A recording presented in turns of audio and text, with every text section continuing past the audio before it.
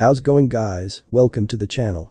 In this video we are gonna see, what if Naruto was the golden protector and got harem? Part 2. If you wants to see awesome fanfiction like this, don't forget to subscribe. Now let's get into the video. Naruto could feel himself becoming conscious. So, I didn't die after all. He thought groggily as his senses were getting awakened. They were right. But it was worth a try. I wonder how long I was out. So, you're waking up. Naruto cracked his eyes open bit by bit, his vision being blurred and sensitive from the intense light. He could now feel himself being propped up on someone's legs, with their arms around his torso. Some more time passed before he could open his eyes and look around him. It was a void. Full of colors and empty. No start, no end, total silence, worse than darkness. Where Naruto thought as he tried to sit up, only to be pulled down by whoever was holding him. Don't move. You have been reforming for 10 years, so take it slow. The person said emotionlessly. I don't want you hurt more than you already were. Who are you? Naruto asked in a raspy voice. Where are we? We are in my home, the dimensional gap. Naruto tensed and pushed himself away from his holder, activating his 6 paths chakra mode, Rin Sharingan activated. Afa smiled at this. Adorable. She stated as she stood up, dusting her skirt off. You are just like him, you even had the same reaction your father did when we first met, Ashura. Ashura? Naruto whispered. The only Ashura I know was the son of Hagoromo Otsutsuki. Office responded. How do you know of Old Man Sage? Naruto demanded, but was stopped when Office appeared before him and wrapped him in a hug. How long have I wanted to hold you again, my son? My dear Ashura. Office stated, her emotionless tone holding small amounts of happiness in it. Naruto and the tailed beasts were shocked to hear this. What? They all shouted within Naruto. Breaking her hold again, Naruto jumped back, his truth seeker orbs following him with 2 of them forming short staffs, and he held them defensively. Why do you run from me? Office asked sadly. You aren't my mother. Naruto stated, watching Office carefully. My parents are Minato Namikaze and Kushina Uzumaki. Naruto felt Kurama's want to talk to Office and gave him control. And who are you to Old Man 6 Paths Office? Kurama asked rudely, yet it seemed he knew her from the tone he used. Ashura's and Indra's mother died giving birth to them, so there is no way you were their mother. Afa smiled, her eyes closed, as if she was remembering something. Hagoromo came here a long time ago. Afa stated fondly. We fought and eventually fell in love. I donated some eggs, and he matured them with his creation of all things ability. I held my children once before Hagoromo left. I wasn't able to enter his world, or else I would have been there to stop my children's feud before it even started. Afa's eyes held sadness as she continued. I had to watch as my family tore itself apart and could not do anything to stop it. Afa stated, her hand clenched and shook with anger, her magic flaring up. The pressure Naruto felt was intense. She truly is worth her title of being the infinite dragon god. Naruto thought as her magic built up endlessly, seemingly. Her hand unclenched and the pressure of her magic vanished, easing Naruto's breathing. But then, you appeared. Office continued. Beaten, bruised, and a severed arm from Indra.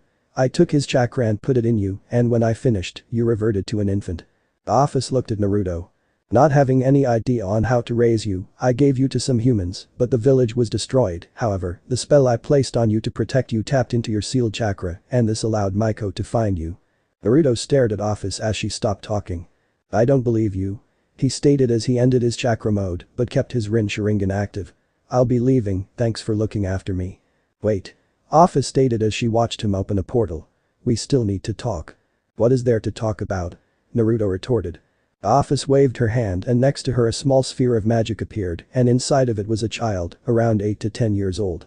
She had dark tan skin, long white hair, and 2 bunny-looking ears on her head with a cotton tail above her butt. Okay, what is this about? Naruto asked as he activated his Byakugan, seeing she had a lot of chakra and her coils were developed fairly well for someone so young. While you were reforming for the last 10 years, I took some of your chakra and with the help of the tailed beasts, we created you an apprentice. Office stated. The sphere died down and the child dropped to the ground. Naruto watched as her fingers twitched before her eyes opened tiredly, showing Naruto they were neon lime green. Ashura, meet Zest. Office stated as she motioned to the girl, who looked up at her creator and Naruto. 1. Zest lazily turned her head to Naruto. Nice to meet you, sensei. She said softly as she bowed. Naruto glared at Office. Why did you make her? Naruto asked aggressively. Office was taken aback, shown by the slight surprised look on her face. You seemed like you needed someone to keep you company, you seemed happy training that boosted gear user, so the tailed beasts and I decided to make you an apprentice for you to train. Office remarked. Naruto felt a small hand take his, and he looked down to see Zest looking at him while holding his hand tightly. "Please, don't leave me," she said sadly. Naruto's heart clenched a bit. "Do it, Naruto. She will be good for you," Isobu urged. Naruto gripped Zest's tiny hand and looked her in the eyes. 1874, skip 1 month. Naruto blocked Zest's fists with one hand, no sage motor-tailed beast chakra, and pushed her back. Currently, Zest was wearing a modified battle outfit that was tight fighting but flexible. What she wears in battle in her canon. "You are getting better, little by little," Naruto stated as he held up a small bag of candy. "Remember, get one solid hit and this is yours." Zest's eyes were focused on the prize of sweets. "I will hit you. I promise you this," Zest stated as she got up. Naruto chuckled. She has improved a little, but she was already inherently strong. Naruto thought. "I guess you guys and Office are to be blamed or thanked for that." "Both." The beasts responded, very happy that Naruto had returned to normal, somewhat. Nearby a clone was fishing at a river. Another clone was staring a fire. Another handful was setting up a small camp, which all things like the tent was bought with money Naruto earned by doing small jobs for people. "It's hard to believe I'm a chakra being like you guys," Naruto thought as he ducked under Zest's kick. "I mean, that is shocking, but then to have the infinite dragon god tell me she is my mother, it's a lot to take in." The tailed beasts mentally groaned. Naruto had these thoughts for the last month and it was getting repetitive and annoying. While this was happening, little Zest was blinking many times as she did her best to get her prize, the candy in Naruto's hand. She was blinking due to the sharp pains in her head. "Why is this happening?" Zest thought as she missed her goal yet again. An image of Naruto and Tamamo training together appeared in her mind before it faded, being replaced with the next one. Zest landed on the ground and touched her forehead as she winced. Images of memories invaded her mind from the tailed beasts. "Zest, you alright?" Naruto asked as he knelt down. "Now?" Zest spun, jumped as she did, and landed a solid punch on Naruto's chin. The bag of sweets fell out of Naruto's hands and into Zest's, who smiled but grimaced in pain as more memories appeared in her head. That move was one of Tamamo's. Naruto thought as he rubbed his chin. "Oh dear," Kakuo stated worriedly. "It seems our little bunny has memory imprint." "What?" "It means since she was made from our chakra, she has some memories, so she might have seen some of you with Tamamo in combat." Kurama huffed. "Stupid." A paper fan appeared and smacked Kurama in the nose, making him blink several times. "Oh, that blonde bastard didn't just do what I think he just did," Kurama shouted to the annoyance of his brethren. Naruto looked at Zest who was squatting now, taking deep breaths as she held the candy to her chest. "Did I win?" Zest asked cutely. "Or was that a cheap shot that doesn't count, sensei?" "It counts," Naruto responded as he walked over and ruffled her hair. "But next time try to be careful with the power you put behind that fist, it really hurts." Zest smiled weakly as the headaches were still strong, but were weaker than before. "Thank you, sensei," she stated proudly as Naruto massaged her rabbit ears. Zest tensed and relaxed, making a happy sound as she pressed into Naruto's body as her ears were played with. Her ears are sensitive to touch, that is new. Naruto thought as he smiled weakly. "Yusaka, Lukoa, Jiraiya, Tsunade, Shizune, Wukong. I hope you are all well." His shoulders slumped when he thought that. "I don't deserve to think about them after what I did. Abandoning them when they needed me for a selfish desire to be alone." Naruto thought as he got the memories of his clones, who all finished their respective chores. "But I can't be thinking like that now. I need to focus on protecting this world." Naruto stopped petting Zest, much to her displeasure. "We are going to eat, then bathe.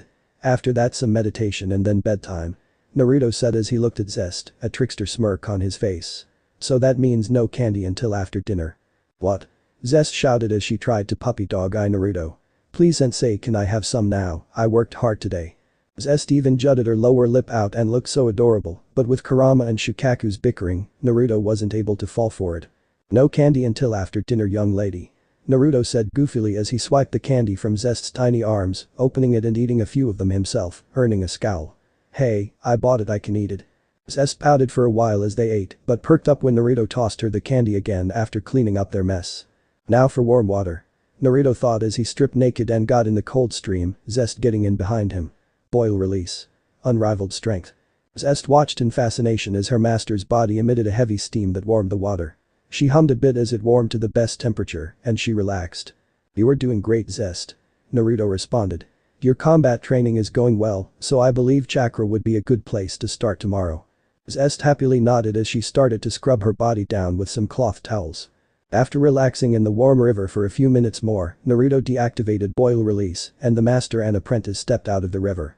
They dried themselves off and got ready for bed, and Zest snuggled next to Naruto. "Night sensei." Zest mumbled as she started feeling drowsy. Naruto felt his heartstrings get pulled as Zest fell asleep as memories of Yasaka at this age flooded his mind. He shook his head, remembering them, but not letting them weigh him down. "Night Zest." Naruto mumbled. "Skip 2 weeks. Let me divide your power." Naruto sidestepped, letting the current White Dragon Emperor, Lance, fly past him. Zest was nearby carrying all their supplies, keeping herself standing with chakra, strengthening her control and muscles from the weight. She was currently learning tree climbing, but it was on halt when Lance approached them and demanded to be his student in a fight, not waiting for an answer before he entered Balance Breaker and attacked. "You really are annoying," Naruto stated as he ducked. "And why are you desperate to be my pupil? You trained the best female user of the boosted gear," Lance stated as he turned to face Naruto. "Now I want to become the best White Dragon Emperor." "Did Albion tell you about me?" Naruto asked confused, wondering how Lance knew of him. "I did." Albion, from the armor, stated. "The last 2 boosted gear users have defeated me, and Elsha was extremely strong after training under you. Drake stated you were a monster, which I find hard to believe when we faced each other in the war. So, I want to see what you did to make Elsha and the other guy so strong." Naruto sighed as he dodged and grabbed Lance's arm. "I'll take this serious, well, a little bit," Naruto stated as his Rin Sharingan opened up. Amaterasu. Lance was emblazed in black fire, scorching the White Dragon armor. "Divide, divide, divide, divide, divide, divide, divide," Albion shouted as he diminished the flames, the chakra being taken inside of him. Power, one he had never felt, flooded Albion and Lance. It was malicious and overwhelming. Naruto smirked as he closed his eye and sat down as he watched a White Dragon scale mail burst from Lance's body, revealing a teen, about 17 to 19 years old, with red hair, white cloak and fancy clothing. "That was amazing," Lance gasped, getting his breath back. "You are really strong to overload divine dividing system like that with only one attack." Naruto smirked at the praise, but did not let it go to his head. "Well, I would have ended the flames if you could not diminish them yourself," Naruto said as he looked at Lance. "You will do better under me, but remember, I won't take it easy on you just because you are young." "He really won't," Zest stated as she remembered getting punched hard in the throat once. She still had the bruise to prove it. Lance cheered while Albion was starting to get a little concerned. "This might be more than we bargained for, but it will be worth it to kick Drake's ass again." Albion thought aggressively as his rival had beaten him twice in a row. Skip, 1890, Bay of Biscay, Biarritz, France. "What do you think of that place?" Zest asked as she pointed to a restaurant. Now 16 years old and adept at magic and chakra, Zest was able to hide her ears with magic. Lance was no longer around since he had partially completed his training after 3 years, but got impatient and ran off. Thus, Zest was once again Naruto's only student. "Maybe," Naruto answered, ignoring the strange looks they were getting. Both were dressing in formal kimonos and thus were foreigners to the French people. "I suggest Le Corsaire, but be careful as they are uptight." 2. Naruto and Zest blinked and looked down to see Office standing between them, wearing a gothic French outfit, even wearing a plumed headdress. "Hello, Office," they said together politely. "Nice to see you again, Zest," Ashura. Office said happily as she took their hands. "Now let's eat." Upon entering the establishment, the waitress led them to an empty table. "You two have such a cute daughter," she said in fluent French as she looked at Office, whose eye twitched. "How old is she?" Naruto put his hand on Office's shoulder. "My daughter is 10 years old," Naruto said in French, having copied the French language with his Rin Sharingan on a previous trip to France. "She is my pride and joy." The Office wasn't happy, but allowed this as it would be unwise to cause trouble and bring attention to them. "Aw, she is so cute." The waitress responded happily as she handed them their menus and walked away. "I want to destroy this place," Office stated dully as she had Zest translate the menu for her. "That human's ignorance is unbearable." "I know, but please don't do that," Naruto said as he decided on what he wanted to eat and drink. "I'll try to visit more often if you don't." Office's eyes widened ever so slightly. "You promise, Ashura?" Office asked with hope. Naruto nodded. Office smiled. As in actually smiled. The chill went over everyone's spines, in heaven, the underworld, and the human world. They ordered their food. "So, why did you decide to visit Office?" Zest asked curiously. "For what reason would I need to visit my child? Especially one who hasn't visited me since you were born." Office replied glancing at Naruto. "But if he keeps his promise, that won't be a problem anymore. At least I'm doing better than Indra." Naruto joked, getting a chuckle from Office. "But you are Ashura." Office giggled. They continued to chat and then ate their food before paying and leaving. Naruto had to wait, against his will, while Office took Zest clothes shopping, and after 3 hours making it evening, Zest walked out in a variant of Office's clothing, minus the hat. It was black and purple, and unlike most women in France, the waist wasn't incredibly tight for the slim waist crazy. "What do you think, Kushina?" Office asked as she walked out with a blushing Zest. "This is embarrassing." Zest thought as she looked over herself again. "I think she looks beautiful," Naruto said sincerely, his heart racing a bit when he gazed at Zest. Zest's blush deepened and she turned, unable to face him. "He said I was beautiful," she thought. Office smiled and took Zest's hand and pulled Naruto up from his seat. "I have a place I want to show you both," she said sneakily. Office guided Zest and Naruto to the coast as the sun set further. Once at a cliff overlooking the sea, all three of them gazed at the twilight. An array of oranges, pinks, purples and deep blues stretched across the skies as the sun went under the horizon line. "Wow," Zest mumbled as she looked at the scene. She flinched when she felt Naruto touch her hand with his, taking it in his as he looked on the horizon. Her heartbeat increased again as he gripped her hand and interlocked his fingers with hers. "These intense feelings," Zest thought as she touched her heart. "What are they? I will have to ask Office about them later." Office, who was keeping an eye on Zest, nudged the poor rabbit into Naruto, making Zest press her head against his shoulder. Her face red, Zest looked up and saw Naruto's confused look. "Sorry sensei, I didn't mean to," Zest shouted as she let go of Naruto's hand.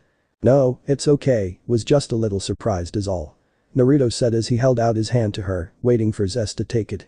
Zest hesitated, before slowly taking his hand and leaning into his arm. "So warm," she thought as she held his arm with hers. "Is this what being in love is like?" They stayed like this for several more minutes before the moon and stars came out. "Well, I'll be going ashore," Office announced. "There has been some issues that I must take care of. Please do visit soon." "Alright, I will, Office," Naruto replied. "I had fun today."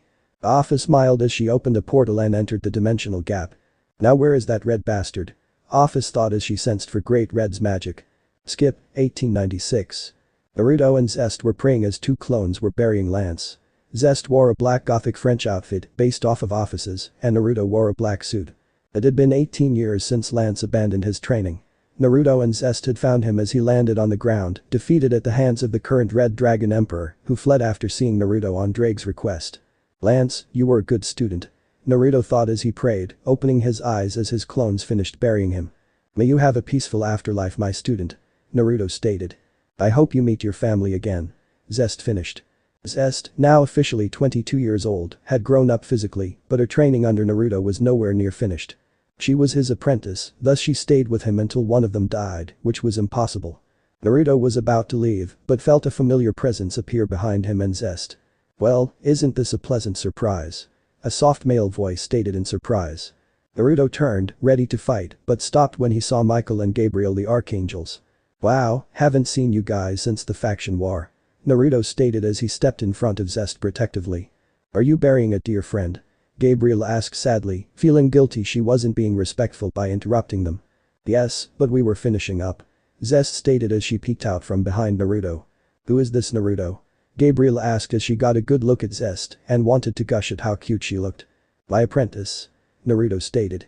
While he knew these angels weren't here to fight or cause trouble, Gabriel and Michael were still powerful enough to give him a possible run for his money, so finishing this conversation soon was best for him and Zest. "May I ask why you are here?" Naruto asked politely. "We are still traveling, so places to be, training to do." "I see, but can I ask something of you?" Michael stated somewhat desperately. Naruto quirked an eyebrow. "What is it?" Naruto asked cautiously. Michael, the current ruler of heaven, got on his angelic hands and knees and bowed. "Please use your creation ability to make some new angels," he begged. Naruto blinked. "How do you know of that ability?" Naruto demanded. Only Zest, his students, and his family knew of his creation of all things ability with his Rin Sharingan. "The Duke of Beelzebub mentioned it during our non-aggression treaty signing a long time ago," Gabriel stated as she knelt next to Michael. "Oh, son of a bitch," Naruto thought as he pinched his nose. Of course, he would tell them. "Alright, get up, you don't need to kneel," Naruto said as he motioned for the two archangels to stand. "But why do you need me to help create angels? Can't you create them?" Michael looked downtrodden and melancholic. "Sadly, I do not possess that power," Michael sadly spoke. "Only our father had the power of creation. We angels can't reproduce like humans, devils, and the fallen angels, so we have no way to repopulate our race. His sad look became one of hope and determination as he looked Naruto in the eyes. But you, one gifted with the same ability of creation, can make our kin, just like our father. So please help us, we will do anything you want. Michael begged again, bowing deeply to Naruto. Naruto sighed. Michael, you don't need to beg. Naruto stated. I'll help. Thank you. Michael shouted, eyes big and crying as he hugged Naruto. Skip, 1 month, heaven. Zest was training by herself while Naruto was working on creating the new angels. I hate this. Zest thought as she spun kicked the air.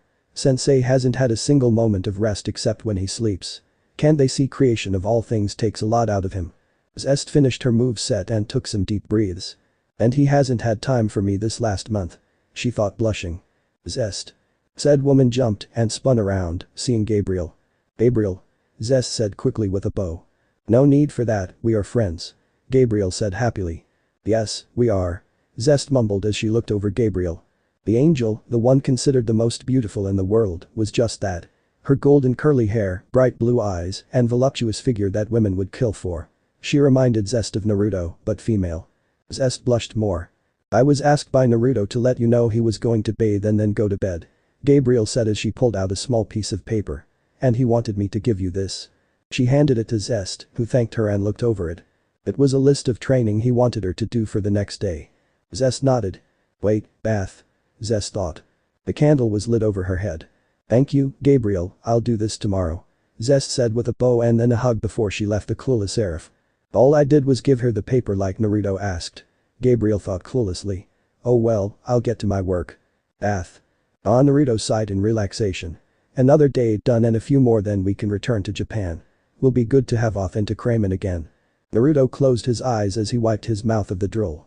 Itachi Ichiraku appeared in Naruto's head, making him lose his happy attitude. Naruto lowered his body into the water till from his nose up was above and Bella was under. I wonder what happened to them. He thought melancholically. I missed them a lot. And the old man, Gramitsu Nade, Pervy Sage, and everyone else from my home. So enthralled with his thoughts, Naruto did not hear or take notice of Zest entering the bath with only a towel. She dropped her towel, leaving herself naked, and entered the warm water. Her body accepted the liquid's soothing nature as she sat down in the bath. Zest waited in the water as she slowly moved towards Naruto. When she was close enough, she wrapped her arms around him, keeping him from moving, and pressed her breasts against his back, her head gently against his. She felt Naruto struggle as he wasn't expecting this. Sensei Zest said soothingly, calming Naruto down when he recognized who it was. Sorry, Zest. Naruto said as he relaxed into her embrace. I was elsewhere in my thoughts. Sorry if I hurt you. No harm was done. Zest said with a smile as she tightened her hug. But. Her smile became a frown, her grip getting tighter as she pulled him into her body. Naruto turned his head and saw the sad look on her face. What is wrong, Zest? Naruto asked as he wiggled a bit and turned to face her slightly, enough to look at her, but not see her naked form. You have been working a lot lately. I'm scared that you will forget about me. She said timidly. I don't want to be abandoned. I have seen you with Gabriel talking, I feel like you are being taken from me. Naruto felt her body shake as she still held him. Tears fell into the water and mixed in as she started to cry. Naruto touched her hand, taking it in his. It feels like only yesterday when her hands were very small that I could cover her whole hand. Naruto thought as he looked at her clawed hand. But now she is grown up and is scared. I'm very sorry I have made you feel this way, Zest. Naruto said carefully. I have been busy and have neglected you. Just like I did. Naruto became solemn and quiet. Like Tamamo? Zest asked as she wiped her tears. During her pregnancy. Naruto nodded. I also abandoned Yasaka. Naruto stated. I am the worst. Zest listened as she cried. You aren't. She said in a strained tone. You have been nothing but a great mentor to me these long decades and I haven't been happier than when we trained and traveled together. Naruto smiled and faced Zest fully. You know how to make this old man feel better, Zest, thank you. Naruto said with a smile. Butterflies bubbled in Zest's stomach to its boiling point. She lunged at Naruto, pushing him and herself underwater as she locked lips with her sensei. Naruto was shocked Zest had kissed him, but shoved that to the back of his brain as he wrapped his arms around her and enjoyed the feeling of her body on his. Her breasts against his chest, smooshing on his muscled body. He moaned as they surface, still connected and feeling each up. The Mamo appeared in his head, smiling and happy, and all the times they made love played in Naruto's head in an instant. Naruto's eyes snapped open and he pushed himself away from Zest, visibly hurt by this action. Naruto was breathing hard and looked at his hands, the marks of the sun and moon on his palms still. Zest, I'm sorry. Was it Tamamo? Naruto nodded.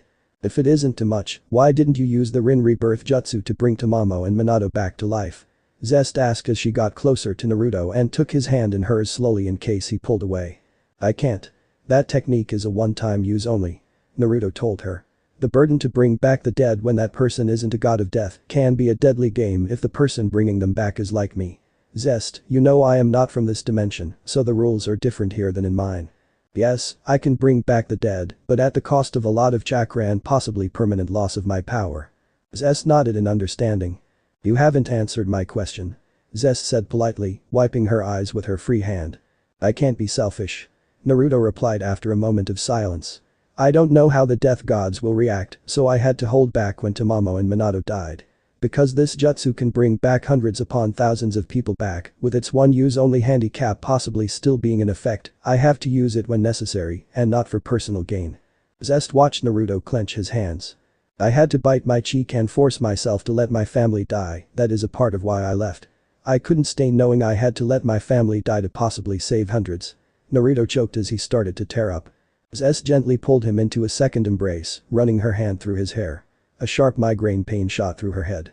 The memory of Tamamo and Naruto, before Yasaka was born, was similar to their current position. Tamamo held him close and patted Naruto's back and rocked back and forth a bit, soothing her husband emotionally. The pain subsided and the memory faded. Zest shifted around in the water and did what she saw Tamamo do. Naruto immediately remembered this. Tamamo, he thought sadly as he wrapped his arms around Zest. Thank you, and I'm sorry I couldn't save you. He lifted his head up and looked into Zest's eyes. This time, her eyes widened when he gently placed his lips on hers. Thank you, Zest. He said as he pulled back, smiling happily. Said emotion felt her heart swell as she hugged Naruto again, kissing him again. I love you, Naru. Zest thought merrily, drunk on the fumes of love. With Michael and Gabriel. I want to marry Naruto. Gabriel repeated to her brother, who was a partial sputtering mess and strict brother. Why? He was married once before and is now a widower, and he has to take care of his apprentice. Michael argued passive-aggressively. He has spent this last month creating new angels for us, while we offer him nothing in return. That doesn't sound very nice to me. Gabriel retorted. It's equivalent exchange. He creates these angels, and he gets to marry me. Gabriel, sigh, I see where you are coming from. Michael sighed. But what if he says no? Gabriel metaphorically took a step back. I didn't think of that possibility. She thought sadly. But I will support you in your decision. Michael continued. Gabriel felt giddy again and skipped to her room, a big smile on her face, along with a blush. Naruto, using Senjutsu, blocked another attack from 3 of the new angels he had created for the archangels. Doing better, but you all lack teamwork. Naruto stated as he evaded, the bells at his side jingling as he smiled as certain memories of his previous life in the elemental nations popped into his head. Oh Kakashi-sensei, I wish I had a copy of Makeout Paradise. Wait, I memorized the trilogy, so I can write it and pass it off as my own. Naruto smiled greater while dodging dozens of light weapons without conscious thought. But I need an alias when I write them. He thought as he jumped, landed on one of his students' heads, then jumping again when the rest dog piled the ladder. Zest was sitting still nearby, her eyes toad-like with warts on her forehead and neck, and many other places covered in deep purple bruises, before a small black baton smacked her in the head, forcing the senjutsu from her body. The warts and other toad features vanished, while the strike caused another bruise to form. You moved. A Naruto clone stated as he too was in master senjutsu like the original. Once you can master this, you can master senjutsu without the oil. I can't quite grasp this yet. Zest thought as the clone poured some more toad on her from a toad oil toad, which had a small cork tied to its belt, with a special ladle that was safe to use when training in senjutsu.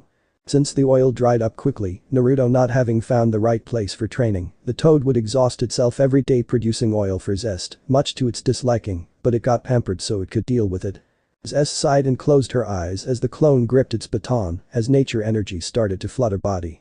The clone watches as a few spots became warts, but besides that her training was paying off. Now we need to find a place for her to master movement. I might have to create this place or ask Office if she knows a place. The clone thought as he saw Zest's body start to swell, thus he smacked her again with the baton. Zest ceased up in pain as she was hit in a painful bruise, her senjutsu fell out of her, and she rolled on the ground screaming. Well, at least she isn't a masochist. The clone thought thankfully as he sat down and touched Zest, channeling healing chakra into her, easing her pain and relieving her of her bruises. Meanwhile, Gabriel was watching Naruto train the three angels effortlessly, clearly seeing his mind was elsewhere. Oh Naruto.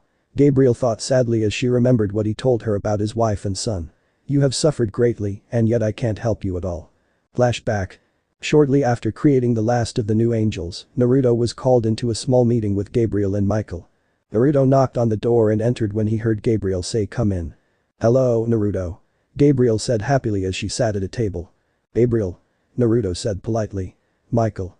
Michael smiled and nodded while motioning for Naruto to sit. May I ask why you two needed to talk to me? Naruto asked as he took his seat. We wanted to talk about your payment. Michael said as he looked at the blonde. Oh, you guys don't have. We do. Michael politely cut Naruto off. We had little forces, and now in over a month you have restored our forces and are training them, we can't let you leave without something. So, Gabriel had the idea of. Naruto, can you please marry me? Gabriel said with childlike hope as shown by her big eyes with stars in them. Naruto blinked a few times as he registered what she asked him. His hand shook a bit and he stopped it when he placed his other hand on it, which the archangels noticed. I'm grateful for the offer. Naruto responded with a sad look in his eyes. But I can't accept your offer. But why? Gabriel pouted, making herself look adorable. I lost my wife and son a long time ago.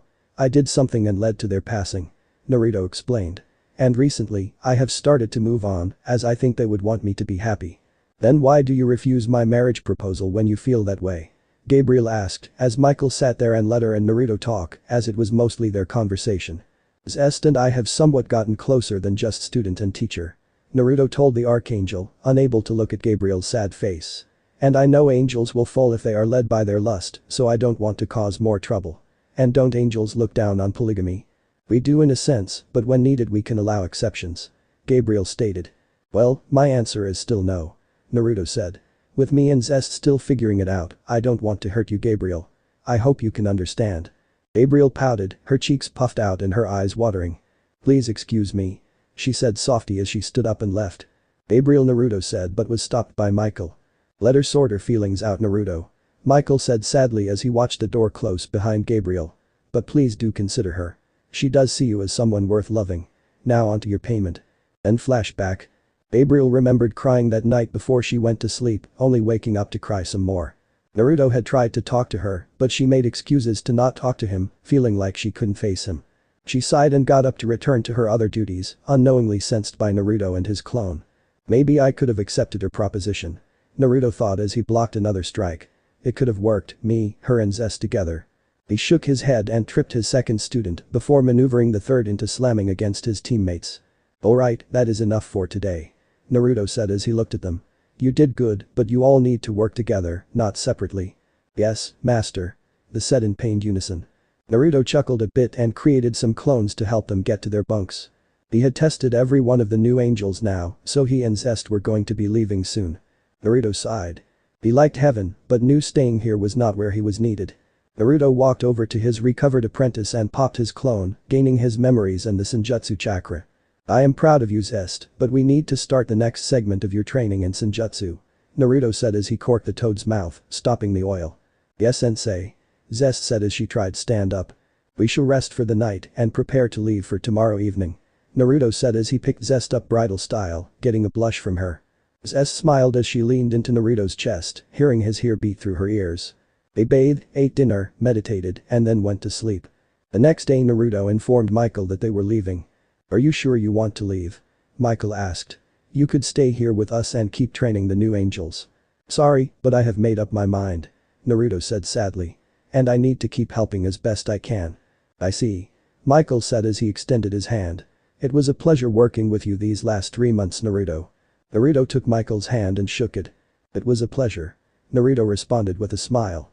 The day went by fast, Zest and Naruto, saying goodbye to everyone they could, and before they knew it, evening had arrived and the new legion of angels, Michael, Gabriel and other high-ranking heaven officials were there.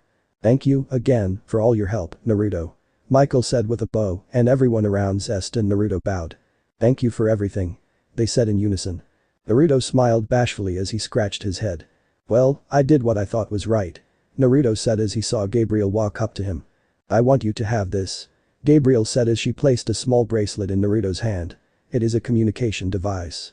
If I haven't ever needs your help or you need ours, please don't hesitate to call. I won't. Naruto replied as he put it on his wrist. Thank you, Gabriel. Gabriel couldn't take it anymore as she lunged at him, wrapping him in a tight hug, almost pushing him over as she molded her body to fit against his. Naruto felt her lips on his cheek. I love you, please don't forget that. Gabriel whispered into his ear, making Naruto's heartbeat faster along with hers as she let him go, not letting him talk as she bowed and left. Naruto was dumbfounded. Sensei. Zest said, jealous of what Gabriel just did, having heard what she whispered, and took his hand in hers. You alright? Yes, I am. Naruto answered, shaking his head of certain thoughts. Now let's go. Skip, 1901, Whitechapel, London, night. Why are we here, Sensei? Zest asked as she and Naruto walked the dark misty streets. They were the only ones around at this time of night. Gabriel contacted me a while back. Naruto responded, keeping his awareness up. There have been a series of murders here the last few years by a person dubbed Jack the Ripper. She asked if we could deal with it because the victims are all women and when they examined the bodies, they found evidence of magic. They also haven't been able to track it due to this person's ability to hide themselves. I see, and human exorcists don't have the capability yet of handling magic beings yet. Zest retorted. Useless. Don't be like that, Zest. Naruto said as he ruffled her hair, right between her hidden ears. You know that heaven is trying their best. Zest pouted, enjoying the head rub, but knew it wasn't the time.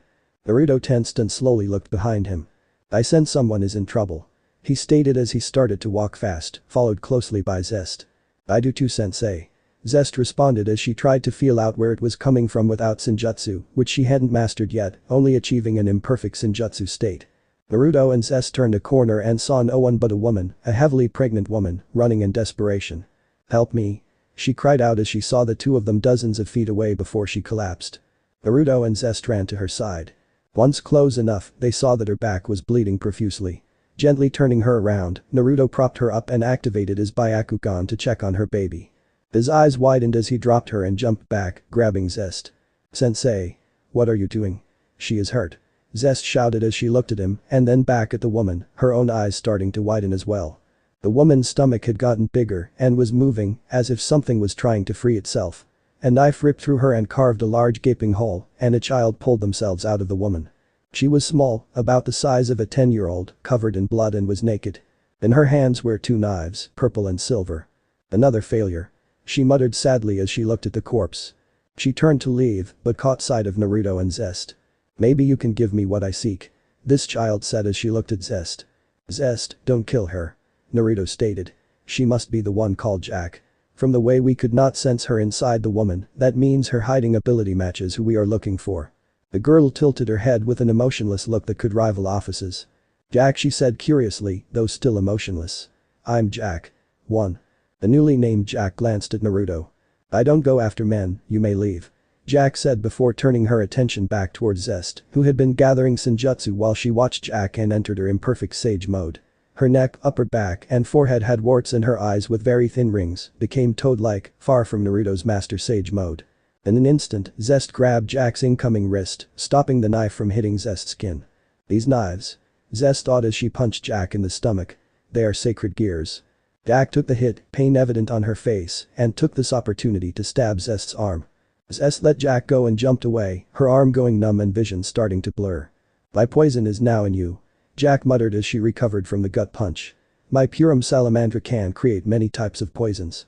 The one I use most is not a killing type. It will hurt, but mostly it slows you down.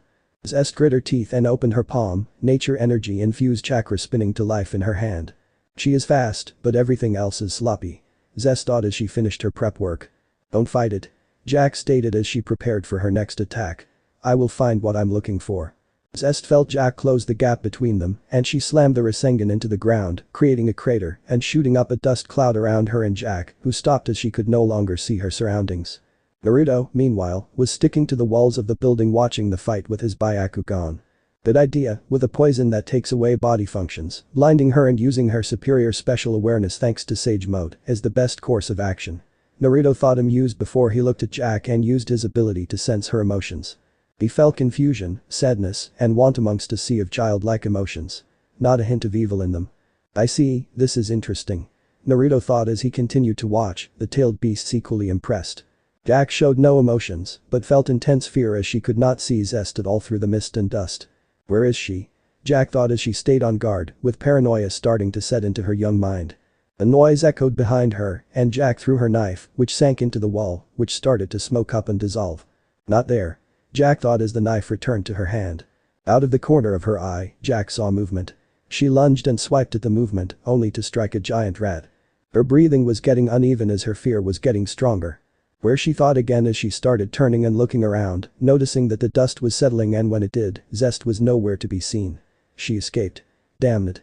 Her eyes widened and she jumped from her spot as Zest appeared from above and struck the ground with her fist, her injured and paralyzed arm still bleeding as it swayed at her side. She truly is fast. Zest thought as she felt all of Jack's movements with her special awareness.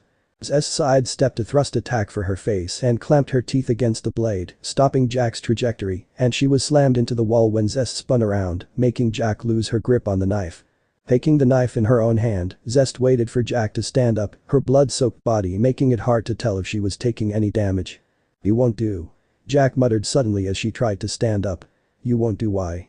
She looked up at Zest with tears rolling down her cheeks, mixing in the drying blood as she hiccuped. "Why can't I find a mother who will love me?" She questioned no one.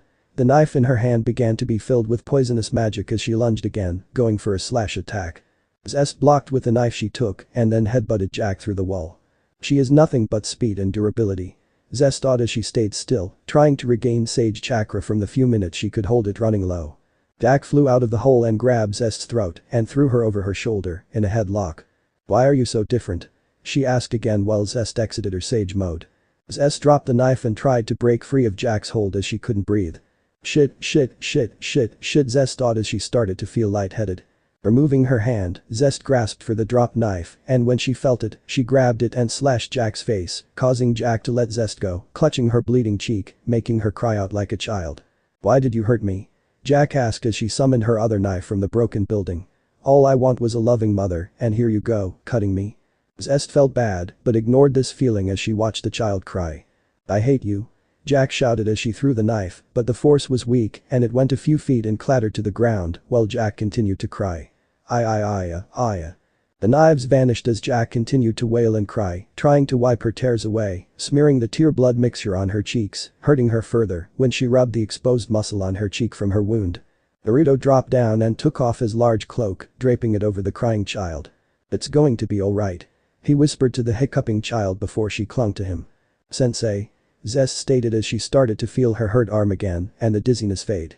"We need to leave now," Naruto said as he activated his Rin Sharingan and created a portal to their safe house in Mexico. Upon arriving in their safe home, Naruto deactivated his eye and checked on Jack, who was sleeping. "Sensei, I'll go clean her up and then get her some clothing," Zest stated as she reached out for the child. "Alright, in the meantime, I'll start dinner," Naruto said as he handed Jack to Zest. After entering the bathroom, Zest removed her master's cloak, now caked in blood, from Jack's sleeping form. Propping Jack up carefully to not wake her, Zest filled the sink with warm water, soaked a washcloth, and started to gently clean Jack's body. With the blood gone, Zest was intrigued to see Jack's hair was pure white, unlike her light gray hair. When she was done, Zest fetched a needle and some string to use to sew Jack's cheek closed, but when she checked on it, the wound was already sealed and scarred. Interesting. She isn't human if she can heal that fast. Zest thought curiously as she took the now clean but still naked Jack to her room and put her in her bed and covered her in blankets before searching through some of her own clothing and modifying them for Jack to wear. A soft knock pulled Zest from her musings and Naruto opened the door. "Hey, dinner is ready," he whispered when he saw the sleeping child, surprised to see her pure snow-white hair. Zest nodded and left the room with Naruto, both entered the kitchen and started eating dinner, which was soup and bread. "So, did you learn anything during the fight?" Naruto asked his apprentice. "Yes, that I can't always rely on sage mode and certain sacred gears or weapons made by man can overpower a supernatural being like me," Zest answered honestly. "Those knives of hers paralyzed and numbed my arm, but I could still feel it." "Very good, you are very observant, and yes, weapons and sacred gears can make anyone who has them greater than someone like us," Naruto stated as he ate. "The true longinus is the strongest of all sacred gears, most troublesome too. I actually asked Michael to pull it from the reincarnation cycle and to protect it, but he didn't listen." "That is sad," Zest stated. "You two seemed like good friends." "We are, but friends don't always have to agree. Michael believes the true longinus is needed for humanity, I don't." But that is just me feeling threatened by its potential. Zest nodded. You are being very quiet, is something bothering you? Naruto asked, concerned. Sensei, I don't think Jack is human. She said as she looked at her master. I think she is a supernatural being similar to us, but not. Why do you think that? Naruto asked, wanting to hear her idea. Her unusual speed, durability, and shocking strength, I think Jack is a reaper. Zest stated as she stood up and walked to a bookshelf. She picked one out and brought it to the table, flipping through its pages, finding the one she wanted and handed it to Naruto. Right there, reapers are stated to be very quick and small to make them harder to fight and very durable. She was inexperienced, but Jack's speed and durability was off the charts. Naruto looked over the book and chuckled. You are very smart. The Bijuan office did right by that when they made you. Naruto chuckled, making all his tenants blush and say it was no problem with Zest blushing. But I agree with you, Jack is possibly a reaper, but they aren't born like that. However she was born, it isn't the same as a native reaper. They are strong fighters, but not like this. What will we do with Jack? Zest asked. She killed dozens of women, but I don't think it was out of malice. She said something during our fight. I think all I want was a loving mother was what she said before breaking down. Naruto put his hand on his chin as he thought about it. I think we will raise her. Naruto replied after some silence. She is strong, but is a child who is very impressionable. Leaving her alone for someone to take advantage of is not a good idea. Zest smiled and felt happiness swell in her heart. Thank you, sensei. Zest said as she bowed. But remember, she is going to be your responsibility. Naruto said sternly. She will be your student, thus if she gets out of line, you will be who I talk to Zest. Do you think you can handle that? I will. Zest said with confidence. Alright then, we will talk to her when she wakes up. Naruto said happily as he ruffled Zest's hair, earning himself a purr. But now, we finish dinner and then sleep. I'll contact Gabriel tomorrow. Zest nodded, enjoying his hand massaging her scalp, and she pouted when he stopped petting her. They finished eating and did the dishes. I want to sleep with you tonight, sensei. Zest stated as she walked beside Naruto. Jack probably doesn't want to wake up to me next to her so. Naruto put an arm around Zest's shoulders and kissed her temple. Of course, but no more than sleeping, don't want to wake Jack. He said beepily. Zest blushed and pouted. I knew that. She thought as she and Naruto entered his room and they went to sleep, holding each other, enjoying each other's company. An hour later, Naruto's door opened and Jack stepped in, naked. She silently closed the door and got on the large bed, made her way in the middle and got under the blankets and nestled in between the two adults, falling asleep as they held her in their sleep. Next morning, breakfast. Naruto and Zest watched as Jack, wearing one of Zest's old shirts that had been modified to fit her, eat her breakfast with an intense passion. Slow down Jack, you might choke. Zest said as she was concerned for the child. Jack, whose cheeks were puffed full of food, nodded and chewed what she could and then swallowed it. Gross. Naruto thought with his eye twitching a bit. I wouldn't bitch Naruto. You did the same thing with Ramen. Kurama said with a laugh. What am I saying, you still do. Naruto could hear his tenants laughing at him and decided to ignore them. So, Jack, do you remember your parents? Naruto asked softly as he didn't want to set the child off. Jack closed her eyes, thinking really hard before slowly opening them and having a sad look on her face. I don't remember anything about them. Jack muttered before she touched her chest. I was born this way. My knives with me since birth. I can't explain it, but my first memory is just waking up in a tight compressed space, scared, and I used my knives to cut my way out, and then I crawled out of the woman I was in, covered in blood. That was a few years ago though. Naruto and Zest shivered a bit. I need to call Gabriel now. Naruto thought as he stood up and patted Jack's head. Don't worry Jack, we will protect you. Naruto said as he ran his hand through Jack's white locks. Does that mean you're my daddy? Jack asked timidly, her bangs covering her eyes. No, but Zest wants to be your mommy. Naruto replied as he removed his hand and walked into the other room, leaving Jack with Zest. Mommy? Jack asked slowly as she looked at Zest, hope and want in her eyes. Yes, I am willing to be your mommy. Zest replied warmly as she stood next to the child. But I am also going to be your instructor, so I will have to train you as well. Jack's lip trembled before she launched herself from her chair and into Zest, who caught her. Mommy? Jack cried as she held Zest tightly. Zest sat down, holding her daughter. That word bringing a smile on her face as she comforted Jack. Naruto watched all this as he made his request to Gabriel. Alright, I will be right there with the necessary equipment. Gabriel said through the special communicator she gave Naruto. See you soon. Naruto replied before communications were cut. Jack. Naruto re-entered the kitchen, expecting the worst, but what he saw was interesting. Jack was straddling Zest, whose shirt was torn open and was sucking on Zest's nipple like a baby. "What are you doing, Jack?" Naruto asked confused. "Don't mommies feed their children this way?" Jack asked cutely. "Only when they are babies," Zest shouted as she pulled Jack off of her. 10 minutes later. Jack was sitting still as the medical angel scanned her body with Zest watching over the procedure while Naruto told Gabriel all that he knew about Jack the Ripper. "So, the famous stalker of women is just a small child who was looking for a loving parent." Gabriel sighed as she drank her tea. "This is most problematic." "How so?" "She may be a child, but she took many lives, Naruto," Gabriel said sadly. "I wanted to see that the Ripper was taken care of, but now that this is known, I don't know how to decide on her punishment." "Then don't punish her," Naruto suggested, getting Gabriel's attention. "Zest and I have already decided care of her, so you in heaven won't have to worry about her at all." Gabriel thought about it. "I believe Michael will accept that. After all, he does trust you," Gabriel replied as she finished her tea. "Thank you, Gabriel," Naruto said as he bowed. Gabriel smiled as she felt pride and happiness well in her chest. "It was no problem, Naruto." "Lady Gabriel, we are done," the angel said as he entered the room with paperwork. It seems Lord Naruto was correct. The little one is half Reaper. Naruto and Gabriel were stunned. "What about the other half?" Naruto asked cautiously. The angel sighed. "That is the confusing part," he said as he went through the notes. "It seems she is half Reaper, but the rest of her is made of souls of unborn human children, mainly those of prostitutes." "What?" Naruto and Gabriel shouted as they stood up. "I am just as confused as you are," the angel stumbled. "I don't know how it is possible either, but it is what it is." Naruto face palmed. How could this be possible? Naruto thought as he racked his brain over how it could have happened. "Besides that, her sacred gear is a poison salamander type," the angel continued. "It has a salamander spirit inside of it, so she will be able to communicate with it when she is trained enough." "Interesting," Naruto replied as he sat back down. "My little Reaper is just full of surprises today." "Agreed, Michael is going to be very upset at this, but I'll do what I can to explain it," Gabriel sighed. "Thank you for all your help today, Gabriel," Naruto said sincerely. "Anytime, Naruto," Gabriel said as she hugged him, planting a kiss on his cheek, making them burn with a small blush. "Until we meet again." Naruto nodded and waved as the two angels left. "Sigh, this is going to be more trouble than I thought," Naruto thought with his eyes closed. "As usual, the most fun is always centered around you, Ashura." Naruto opened his eyes to see Office hovering above his face. "Office," he said, taking in her appearance.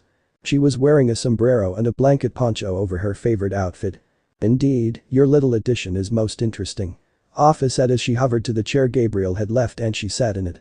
"To think unborn children's souls would gather to be a half-Reaper child with a sacred gear. Did you have anything to do with this?" Naruto asked bluntly. Office shook her head. "Of course not, my magic isn't suited for creation," she stated. "Office-sama," Zest said, surprised to see the infinite dragon lowly in the kitchen with Naruto as she and Jack entered the room. Jack was now wearing sweatpants with little boots tucked in them with a very revealing top that covered her breasts. She had gloves on too. Jack's attire from F-Go, but with sweatpants instead of the thong and no cloak. Naruto believed Zest made it for her. "I see you have become a mother, Zest," Office said in an emotionless teasing manner, making the bunny frown. "Mommy, who is this?" Jack asked curiously as her lime green eyes looked at Office. "Jack, this is Office-sama, she is your grandmother," Zest said respectfully. Office's smile widened a bit at those words and even more when Jack lunged and hugged her. "Office Bachan," Jack called out happily. "Yes, child, I'm your grandma," Office said as she nuzzled Jack's cheek with her own. Skip, 1945, Germany. Naruto, Zest, and Jack walked through the busy streets. They were wearing clothing of the time, with Jack wearing Naruto's old cloak that he used to wrap her in 44 years prior. Jack smiled as she pulled it tighter around her body, remembering how she got to keep it. Flashback, 22 years ago, Dragon Mountain. Naruto was sparring with a young dragon who was on even footing with Naruto in his base form. "You ready to give up?" Naruto asked as he sat on the dragon's back. "You seem tired, Tannen, let's call it a day." "Not yet," Tannen shouted as he spun around, knocking Naruto off him and lit him aflame with his meteor flame. Naruto was unscathed, but his clothes weren't as lucky, now singed while his cloak was on fire and what wasn't was charred black. "Such a waste, Lukoa got me this a long time ago," he thought as he threw the cloak aside and proceeded to beat Tannen. "You done?" Naruto asked Tannen, who was waving a small white flag in surrender. "Your training is far from over, Tannen." "Sensei." Naruto saw Jack and Zest appear next to him. "You were awesome, Sensei," Jack exclaimed. Thank you, Jack. Naruto said as he looked at his destroyed cloak. He walked over and picked it up, revealing that it was still usable, but was too small and tattered for him to use. Sensei, can I have that? Jack asked as she pointed at the cloak. Why? It's ruined. Zest stated as she looked at it. I know, but it is the same cloak Sensei used to carry me in when you found me, I don't want to see it get thrown away. Jack said with a blush. She blinked when she felt Naruto throw it over her shoulders and fasten it around her neck. I think it suits you, my little reaper. Naruto chuckled. Now you need a mask and you really will live up to your heritage. Jack hugged Naruto's waist. Thank you, Sensei. Then flashback. May I ask why we are here, Sensei? Zest asked as she held Jack's hand. From what my informant has told me, it seems a very particular vampire has snuck into the Nazi party and has been manipulating their leader these last few years. Naruto stated. And so, we are going to finish it. Correction, you are going to fix it. Why can't we interfere with the war itself? Jack asked curiously. With our abilities we would be able to end it. That we would, Jack, but I won't use my powers against humans. Naruto responded as he patted her head. I would be no better than that vampire, and humans fighting humans isn't something I wish to stop. I can't coddle humanity, or else they might depend on me. It hurts knowing I'm letting hundreds die, but it is the price I pay for being neutral. However, we interfere when those with powers like us are involved. Thus, we will kill the vampire that is pulling their strings. Zest asked. Yes, you two will. I'll be at our hotel. Consider this a test to see how far you two have come in your training. Naruto explained as he and his family entered the hotel. Jack pouted. These last 44 years her mother and teacher have been training her in many things, even training under Naruto with Zest in some things. She saw this as a waste of her time. I can deal with the vampire on my own. Jack stated with a pout. Mother will be in my way. Zest narrowed her eyes at her daughter's student. Pride before the fall, Jack. Zest stated wisely. If Sensei says we work together, we will work together, do you understand? Naruto laughed as he watched mother and daughter talk. He paid for a small room and they left for it. We will start in a few days. Naruto continued.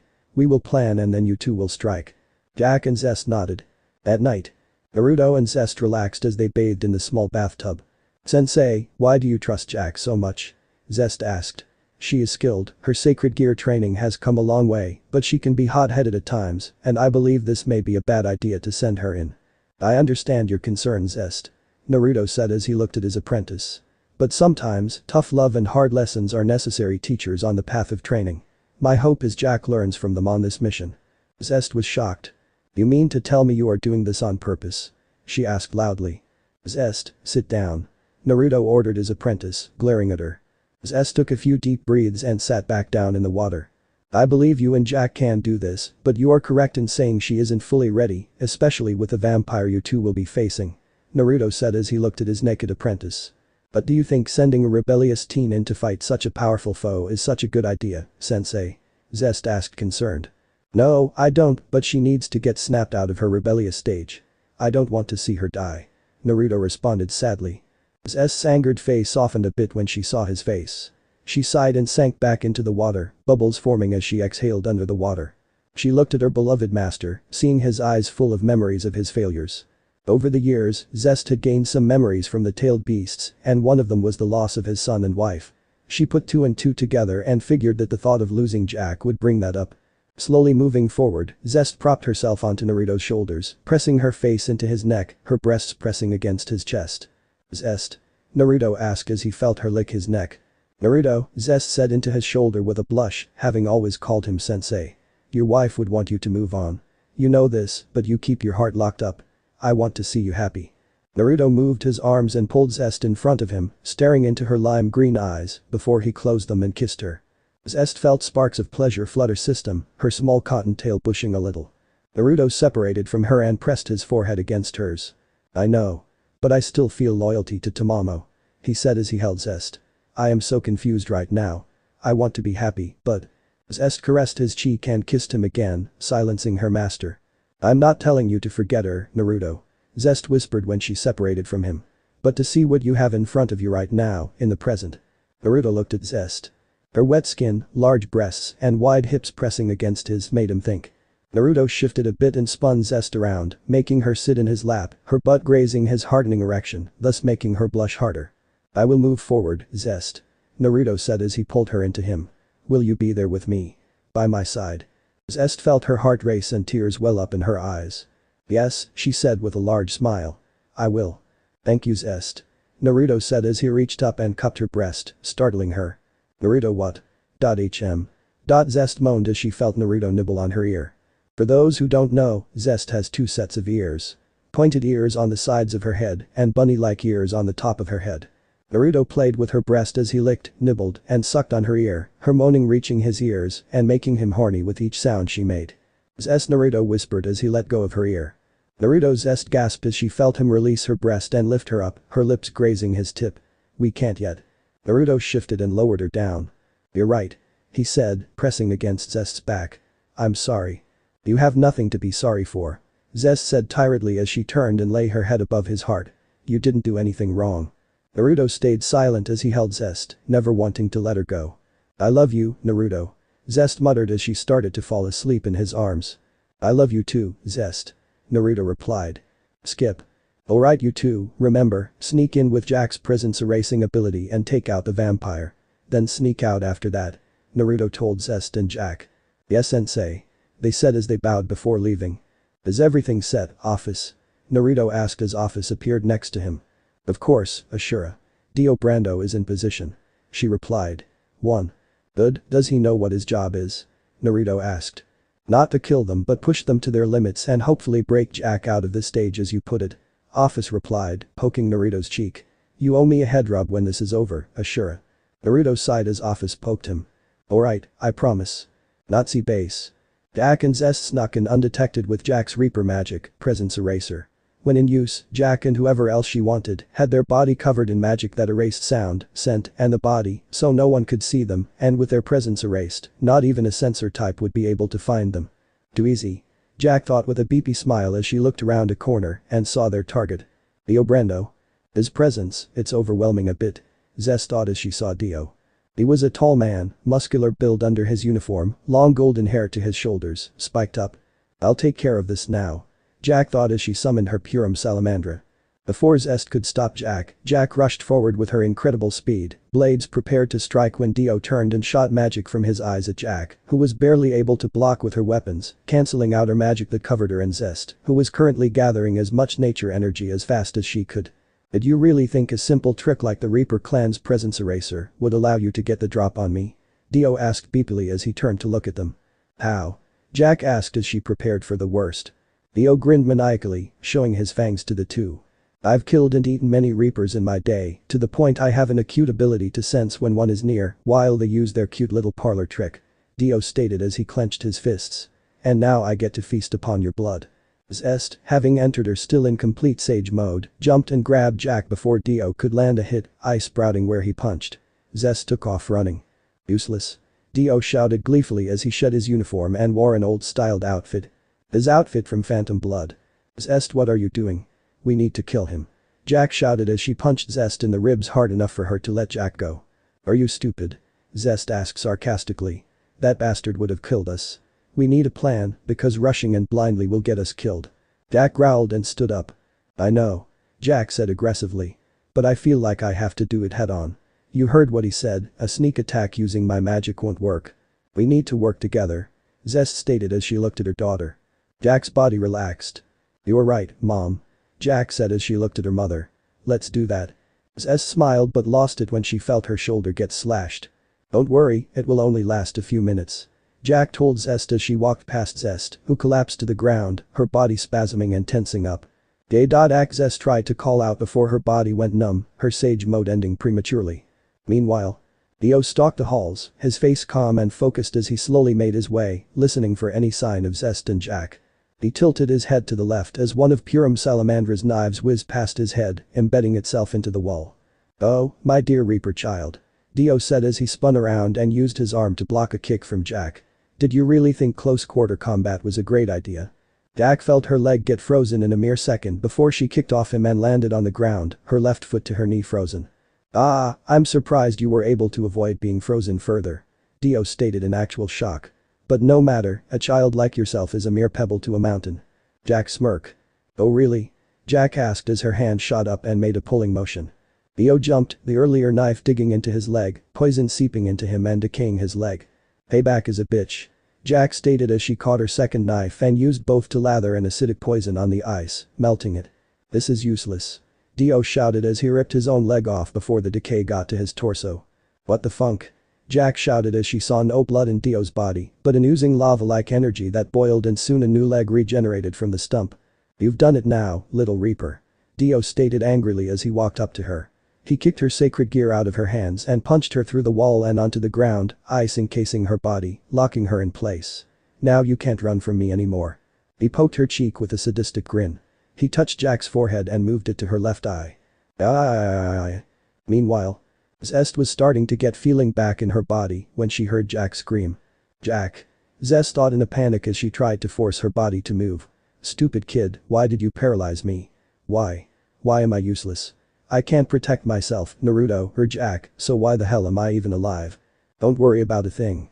Zest's eyes widened when she appeared in the tailed beast psyche. Son Goku? Zest asked as she looked up to see said being. Yes, 'tis I, Son Goku, the glorious Monkey King. Son hollered proudly. I am here to give you a gift. What? Long ago, Naruto parted some of Shukaku's chakra to his daughter, Yasaka, and a sand gourd. It shields her from harm. On that day, we dubbed this the tailed beast blessing, and now it is your turn to receive yours. Son said as he reached forward, his hand clenched for a fist bump. Zest in her kneeling position, reached up and bumped her hand against Son's, and felt his chakra flood through her body. With Jack. Jack was in pain. She was bleeding on the left side of her face, where her left eye was, the edge being cut open, but her eye also missing from its socket.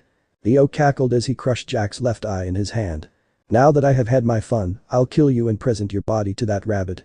Dio stated as he grabbed Jack's throat, applying pressure slowly as he broke the ice keeping her still and lifted her up. Now, don't be scared, I will only end your life. Jack could barely breathe. Her head was pounding and she was losing a lot of blood, even with her healing factor now sealing her scar and inner eye socket. Mommy, she thought as she started to lose conscious. I'm sorry. Dio dropped Jack and clung to the ceiling, hissing at what happened. Jack. Said child opened her right eye and saw Zest, crying as she held her wounded daughter. You did this. Zest stated angrily as she put Jack down on the ground. You hurt my daughter. Zest turned and glared at Dio as he returned to the ground, wary of Zest. Her power has been amplified somehow from a few minutes ago. Dio thought as he beepized Zest. What is going on? It's getting hotter in here. Zest took some steps away from Jack, her glare never leaving Dio. Nearby, a shadow clone of Zest popped and she re-entered her in complete sage mode. I'll kill you. Zest said as the air around her warped and the heat increased before Dio stepped back in shock as her body was glowing with lava-style chakra mode, looking as if she was made of living lava. Behind her was a tendril-like tail made of lava. What is this? Dio thought as he felt fear creep into his cold body. Dio felt the heat increase as Zest appeared before him, arm beat back to punch him in the frog kumite style Naruto trained her in. Dio cross-blocked with his arms, Zest's hand slamming into it, breaking Dio's arms and the lava-like chakra, making Dio scream in pain. Die. Zest stated coldly as she used her other hand to punch Dio in the chest, her lava-like fist burning through his body. Ah. Dio garbled before his body started to burn from the inside out. Zest deactivated her technique in sage mode as Dio's body was reduced to nothing, turning and not looking back as she went to her daughter. I'm sorry, Jack. Zest cried as she cradled her child, who clung to Zest in turn. Zest appeared before her teacher, an emotional wreck. I'm sorry, sensei. Zest said as she held Jack. We were able to kill him, but at the price of Jack's eye. Not a problem. Naruto said happily, contrasting the very sad tone Zest was in. Zest watched as Naruto walked up to her and took Jack carefully from her and caressed the child's hair out of the way of her face. Jack was unconscious, thus her healing factor had activated and had healed the cut on her eye while trying to fix the nerves in her empty eye socket. Naruto carefully placed his palm against the wounded area and took a slow breath before channeling chakra into his hand with his Rin Sharingan opening. Zest watched and was shocked to feel chakra flood Jack's body, chakra paths being created by Naruto to allow him to do what he was doing. Jack's face showed pain for a short second before relaxing. Amazing. Zest thought as Naruto's eye closed when he removed his hand. Time to wake up, Jack. Naruto whispered as he gently shook her, tapping her cheek, making her face scrunching up before her eyes opened up, revealing two eyes, her left being slightly pale than her original. Wah, Jack mumbled as she woke up. Oh, good, it worked. Naruto said while metaphorically wiping his head. How what? Zest asked as she looked at Jack's new eye. I healed her. Naruto said, before frowning, cupping his chin. Actually, that isn't true. What do you mean? Jack asked as she was now more awake and out of Naruto's arms. Well, I did more than heal your eye.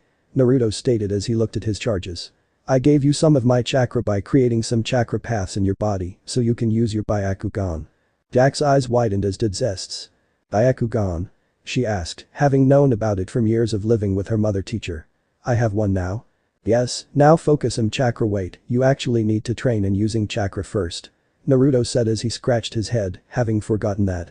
Anyway, I need to apologize to you both. For sending us into that mission.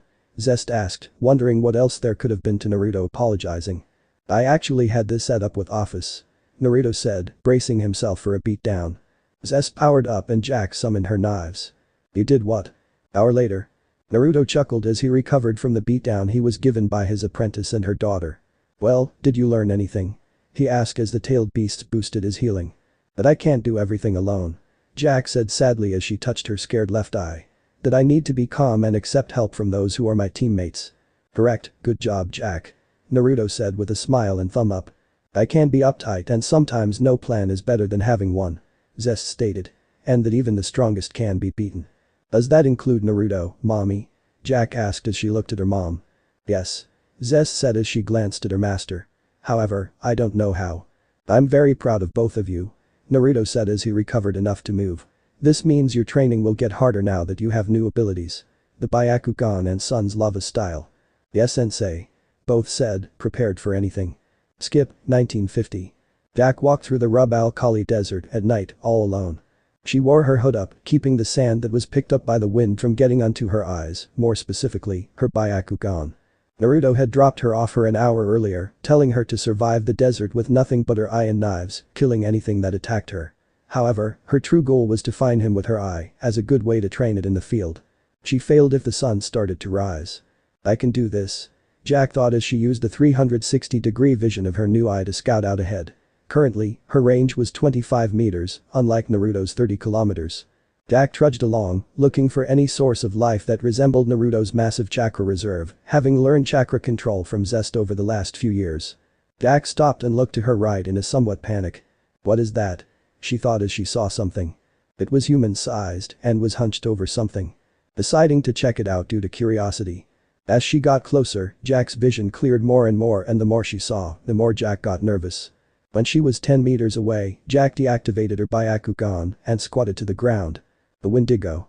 Jack thought as she looked at the creature as it devoured its prey. It was as tall as a human male, but its skin was pure white. Its chest was bare, showing a rotting human chest, its legs bare as well, its groin and ass covered with a cloth wrap. It had a skull-like mask with two long horns on the side that angled forward in front of its face. It had red markings on this skull looking like blood tears. Basically, a Wendigo with white skin, which is rotting, and Zangitis's second form mask. It stopped what it was doing, going still, before it stood up, its limbs seemingly unable to do it steadily, as Jack watched it lean its head back and possibly smell the air. Jack erased her presence as she noticed what it was doing. She decided to leave it alone and carefully did her best to move around it to leave before it let out a screechy roar and sped towards her. Summoning her knives, Jack deactivated her ability and sliced off its attacking hand with a purple smoke sizzling from its stump. It stepped back before it ripped off the rest of its arm, keeping her poison from spreading. Jack watched as its arm started to regenerate and decided to take care of its distraction. Its thin neck being sliced open was her plan, and she executed this perfectly, letting the head fall off, its body disintegrating, leaving the skull-like mask with the flesh bubbling. Jack was intrigued with this and squatted down, one of her knives vanishing. Ripping the poison parts off, leaving a hollow skull, Jack cut off the horns and the back of the skull, leaving the face, teeth, and the red markings. I have my own mask now. Jack thought happily as she flipped it around and put it on. It was a little big, but she could fix that later. Smiling, Jack held her spoiled treasure with pride as she reactivated her Byakugan and continued to travel through the night, not seeing her sensei at all, until a few minutes before sunrise, when she was exhausted and Naruto appeared before her, smiling which got bigger when he saw what she was holding. She saw him, noticed the sun had barely risen, and she smiled proudly before she collapsed into the sand, which rose up and caught her. I did it. Jack said weakly before collapsed from exhaustion. Yes, you did. Naruto said as he took her from the sand, which fell harmlessly back to the ground. Naruto returned to Zest and their safe house in Mexico with a tired Jack. I think she needs a bath and then some sleep. Naruto told his apprentice as she took Jack while Naruto took her mask. What is that? Zest asked nervously, due to the skull's presence. This seems to hold some of the Wendigo's anger, so going to remove it so Jack can wear it safely. Naruto said as his Rin Sharingan opened. Alright, call me if you need help. Zest said worriedly as she walked away. Naruto nodded as he looked at the mask as an eerie aura oozed from it. The spirit jumped from the mask and at Naruto, which was set ablaze by Naruto's black flames, Amaterasu. The flame-covered spirit vanished, the black embers falling to the ground and put out by Naruto, the mask now safe. Phew, that was close. Naruto thought. No, it wasn't. Chimei chimed in. At night. And then Sasuke charged his attack, and Naruto said as he looked at Jack, who was in her bed, having woken up a while back hungry and now very tired again, eyes heavy and barely awake. I guess I'll finish tomorrow night. Naruto leaned in and kissed Jack's forehead. Good night, Jack. He whispered. Love you, sensei. Jack mumbled tiredly before she fell asleep. Naruto smiled and gently caressed her head and silently left her room. Zest was asleep on their shared bed, but Naruto walked to the window and opened it. So, I hear you are going to be training them even harder now. Jayuki chimed as Naruto looked outside the window. Where do you even plan on training them? So, what would you suggest? Naruto thought, realizing that there was nothing like what he needed for them on Earth. Jayuki smirked inside Naruto's head. Genbu. Skip, 1953. Zest sat atop a small stone slab on top of a large spike with Naruto, in sage mode, across from her on his one slab. Below them was a pile of slabs and many more spikes. Off in the distance were dozens of clones continuing their mission. Complete Sage Mountain atop the biggest spire on Genbu, the island turtle's back. Genbu was created 3 years prior, and since then Naruto had been preparing it for him and his family, and for any students he would probably get in the future due to him setting up large toad statues that absorb nature energy to draw attention to those who can use ninjutsu. They also saturated the island in small amounts of nature energy. Naruto would always finish one part and then decide to add more on poor Genbu's back. There was the forest, where 3/4 of the terrain were covered in dense trees and filled with animals that Naruto remembered from his time training with B. It even had a waterfall of truth like the original Genbu. The mountain part of Sage Mountain was where the student quarters were located alongside Naruto's own living space with his family and could easily be expanded on. Off to the right of the mountain was a cave filled with nutritious insects, ones that Granny Shima would love to have used in her cooking. To the left of the mountain was the training grounds, where Naruto and Zest currently were while Jack helped the clones in their temple put things in place. They had been sleeping in tents the last few years while everything was being built, upon Naruto's request. He constantly had arguments about this with Jack and Zest, and they always caved in when he would squat in the corner, finger pushed against the ground with depression written all over his body. Inside the mountain was a hot spring that Naruto built and rigged with a small toad statue that was created with boil-style chakra to keep the water warm and replenish the water that evaporated. There are many other things, but to sum it all up, they were nearly done, only things left after the decorations were personal belongings by the current 3 residents. Zest had struggled these last several decades with Senjutsu. Naruto thought as he watched felt nature energy get pulled into Zest, whose body was completely still as shown when her stone slab didn't move. She is getting close to perfecting her sage mode. Zest opened her eyes, orange rings around her eyes with the same yellow eyes as Naruto with the bar pupils. Naruto. Zest said softly as she looked around. I feel at peace. Naruto smirked. Congratulations, Zest. He said with pride. You have perfected your sage mode, now many things are different and you will be able to tell the difference between this and the imperfect one you are used to. Sun's chakra will be able to help you draw in chakra too when you master that. It's true. Despite having Son Goku's blessing, Zest had yet to learn how to use it because she wanted to finish her Senjutsu training. Naruto smirked bigger as he flicked his finger, sending a small air bullet at Zest's stone slab. Zest was shocked as she felt her balance get destroyed before she tried to regain it and then fall, with Naruto leaning forward slightly to watch her fall and land on the ground. Oh. Wait, that barely hurt. Zest said in surprise as she usually would not be able to move from the height of the spire. Yeah, I know. Totally different from your previous sage mode, right? Naruto called out before he landed next to his apprentice and helped her up. That is enough for today. We will take a few days off before we pick up with your tailed beast blessing training. Alright, Naruto. Zest said as she pulled him in and kissed her master, who reciprocated her passion with his own by pulling her in and wrapping his arms around her. Zest smirked into the kiss as she took several steps back, pulling Naruto with her until her back hit the spire and she wrapped her leg around his waist to pull him closer. Naruto's hands moved down and gripped Zest's butt and gave the firm flesh a squeeze, making Zest moan into Naruto's mouth. Oh, get a room. Naruto separated from Zest's lips and saw Jack looking at them, an eye patch covering her Byakugan, which was being deactivated as she walked up to them. "Oh, come on Jack, you know you love us," Zest said as she hugged her daughter, who was now breast height with Zest's chest. Jack pouted. She still wore the same outfit as before, though she altered from sweatpants to tight shorts, and at her hip, under the cloak, was her skull mask. When she wore it with her hood up, she looked like a small, adorable version of what the humans thought the Grim Reaper looked like. "I see your Byakugan is acting correctly," Naruto said as he hugged Jack. "Of course, sensei," Jack said with an embarrassed blush as her father figure hugged her, making her heart rush. "I just came here to inform you both we finished, and the clones have decided to get dinner started instead of popping." "I see, no wonder I didn't get any information," Naruto said as he exited his sage mode, Zest's also ending as their kiss lasted quite a bit. "Jack, must you hide your eye?" Zest asked as she released Naruto and walked next to her daughter. "Of course," Jack answered. "I don't want anyone to see it and think they can take it. It was a gift from sensei, so of course I want to keep it safe." "I know, but you are strong enough to not worry about it," Naruto said as he walked behind the two women. Jack pouted as she was getting pushed by her parents and covered her head with her hood, pulling it as far as it could go. "Guess she is sensitive about it," Zest thought as she put her arm around Jack. Naruto smiled as he watched this. Skip. After dinner and a long bath, Naruto was in his room, placing his possessions in place. He had the executioner's blade hanging on his wall, and several other things of importance scattered around, and in his hands were the 3 paintings of him and his family and 1 picture. One of him and Tamamo as children with Mito. One of him and Tamamo holding Yasaka as a baby. The last painting being of him, Yasaka when she was 15, and Tamamo when she was pregnant. The last picture was a recent one. It was of Zest, Jack, and Naruto himself smiling as a clone had taken the Polaroid photograph when Jack got her mask. His heartstrings were pulled as he placed them on his wall, hanging proudly as he stepped back. "To believe it has been over a century," Naruto thought as he looked at the final painting. "I have moved on, yet I won't forget you, Tamamo." He sighed before he sat on his bed, before falling asleep a few minutes later. Dream. Naruto was in a foggy land, no start, no end. This is like heaven, Naruto thought as he looked around. But heaven is more like a large mansion, not a wide empty space. Why? Naruto turned to his right, hearing something crying.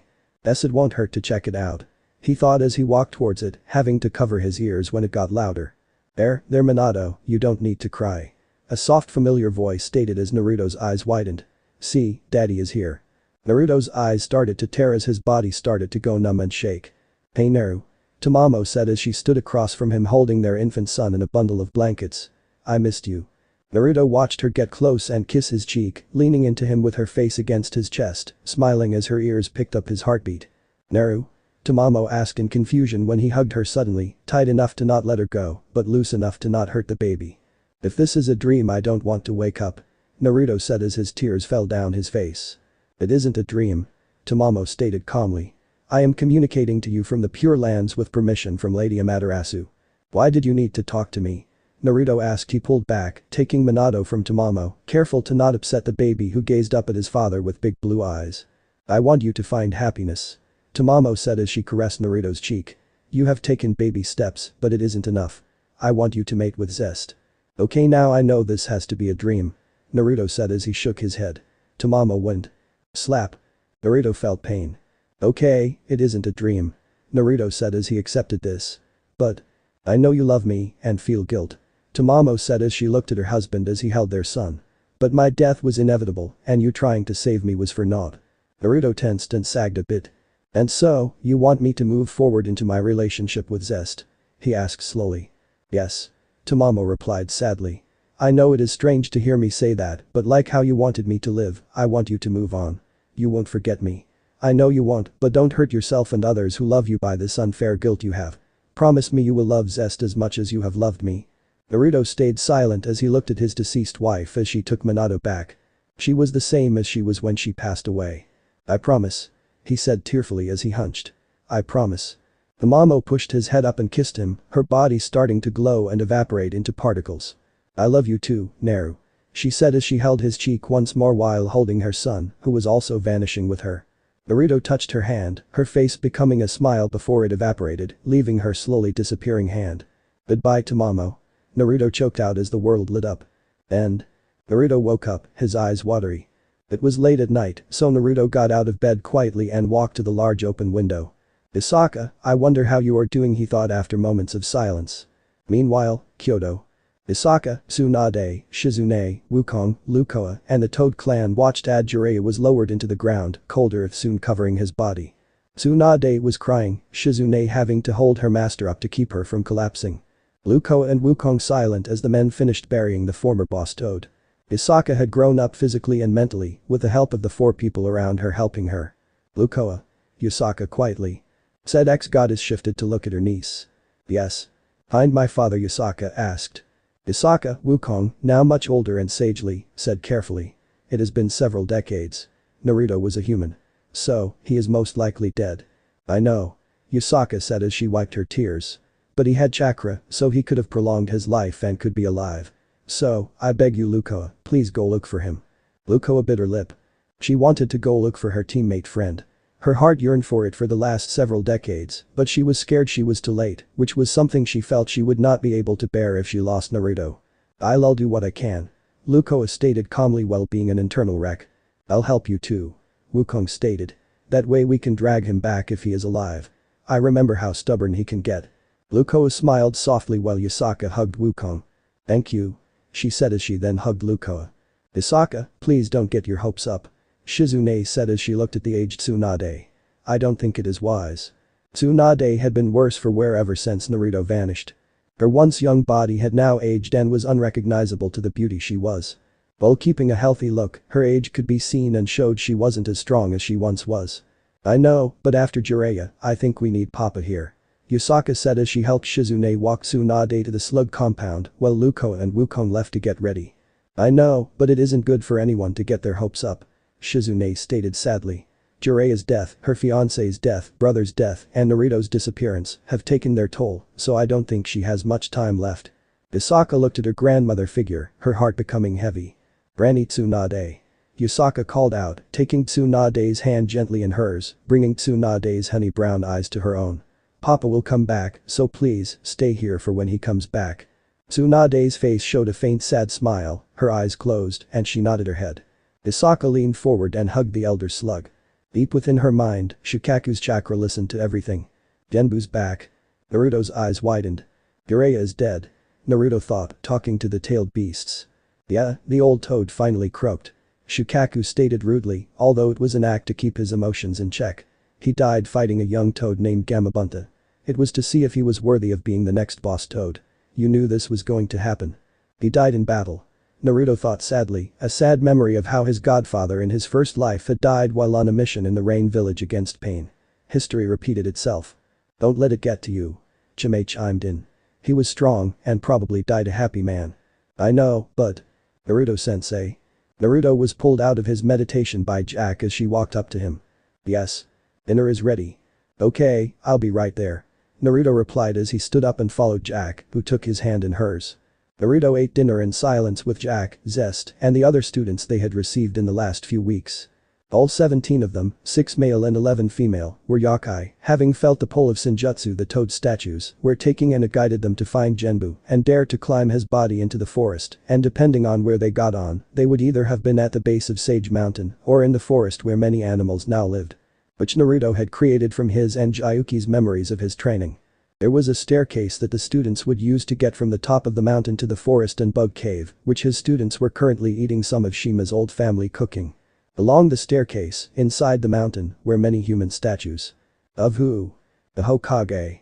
The Mizukage. The Raikage. The Tsuchikage. The Kizikage. All the Jinchuriki of Naruto's time and the ones before them.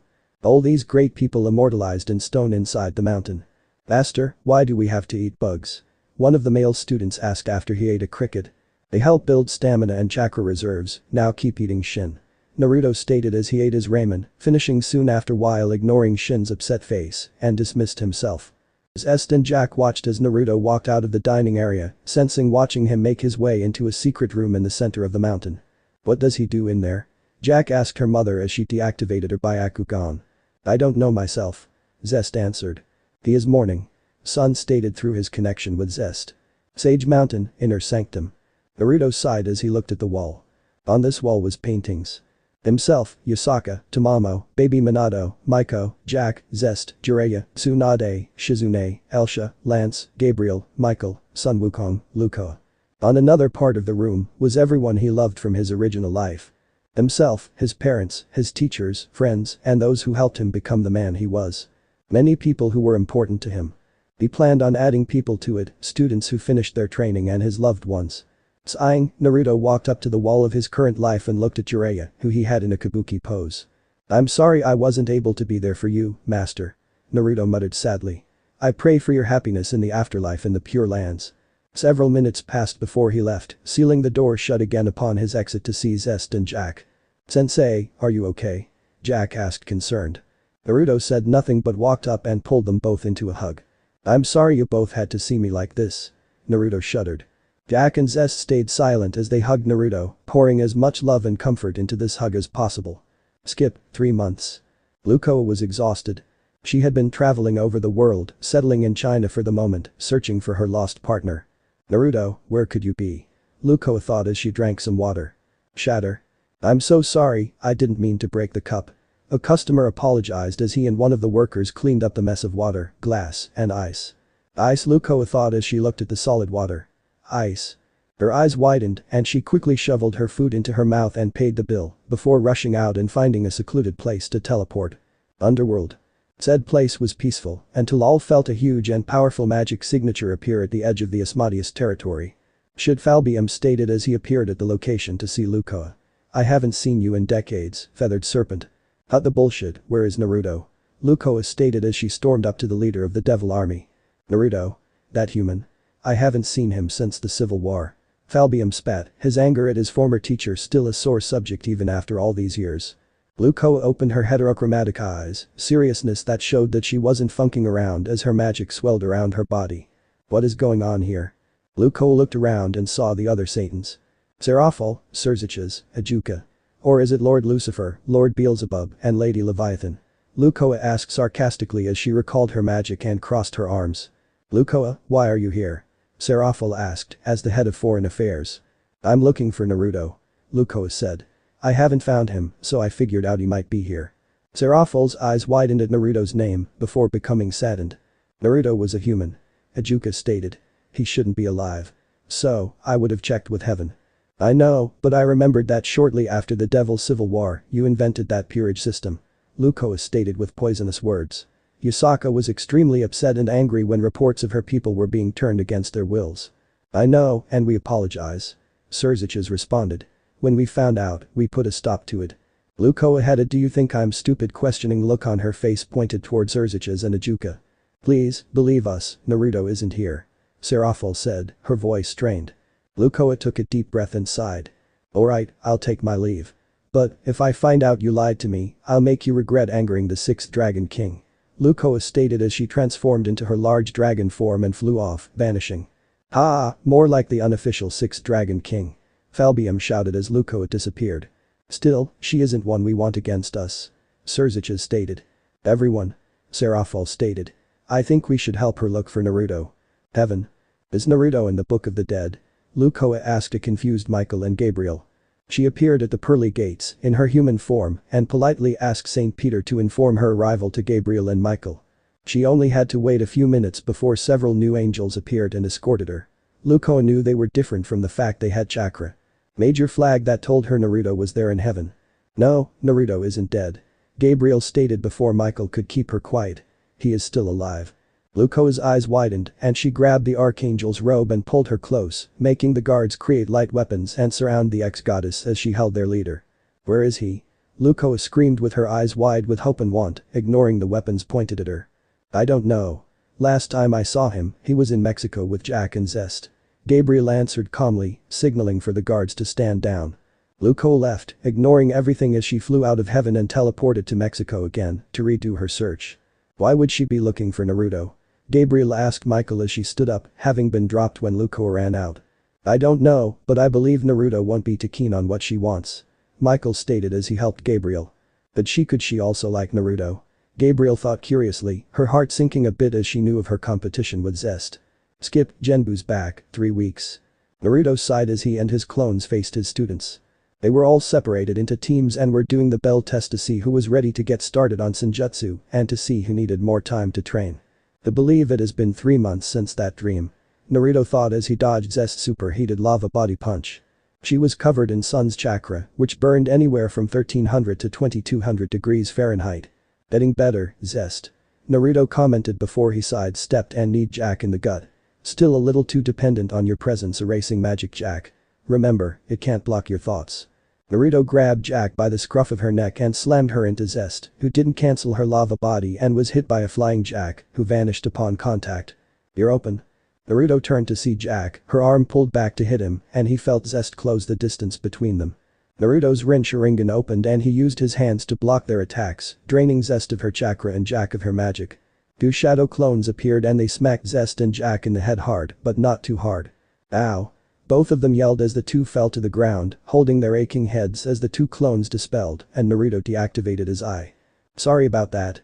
Naruto apologized as he knelt down, but was stopped when Zest held her hand up to stop him. Don't worry about it, Naruto. Zest said as she recovered, as did Jack. We can handle it. Naruto smiled and helped them up. Good job you two. Naruto said happily. Still have some way to go, but you are both improving so fast. The mother and daughter duo were happy as they were praised. So, do we get anything? Jack asked. She was spoiled every so often, mostly when she did well in training. Naruto laughed as a large bag of modern candy appeared in his hand. One of the best things about clones was he could go anywhere and buy things necessary for Sage Mountain, like how he bought several refrigerators and freezers to keep their food fresh, and it took him a while, and several lightning jutsu burns, but Naruto had managed to wire electricity through the students' quarters, the dining hall, and his home, and several other small areas. Who knew making lightning toad statues was so dangerous? Zest smirked and walked up to Naruto. I want a date. Zest said with confidence and a small blush. Okay, but we need someone to watch Jack and the others. Naruto stated, getting a small pout from Jack, not liking it as he treated her like a child when she wasn't. Although she did act like one sometimes. I'll do it, Ashura. Naruto turned and saw Office. He knew something was wrong immediately. Her body may have looked fine, but there were subtle spasms and twitches in her limbs and body, which were hard to notice if you weren't trained to see the smallest of details. Alright Office, but no killing my students and no destroying the island, understand? Yes, Ashura. Office said as she waved him and Zest off as she took Jack's hand. Naruto sighed and popped all his clones, having finished training his students. Alright, that is enough for the day, shower and enjoy the day off. Naruto called out, making the students cheer painfully as they peeled themselves off the ground. So, where will we be going, Naruto? Zest asked seductively as she took his arm. First, we change and then we will go to France. Again? Zest asked curiously. They had been to France dozens of times during their travels, so why go back? Yes, now get your ass ready. Or do I have to dress you myself like I did when you were a child? Naruto asked beepily, getting Zest to smack his arm in embarrassment. Naruto kissed her cheek and went to his room, getting his clothes ready, showered, then changed. He wore a simple outfit, button-up shirt, tie, jacket and pants. Zest appeared and his jaw dropped slightly. She wore a black tube dress that clung to her breasts, stomach and hips tightly as the skirt hung loosely. Her bare back, neck and upper chest were exposed.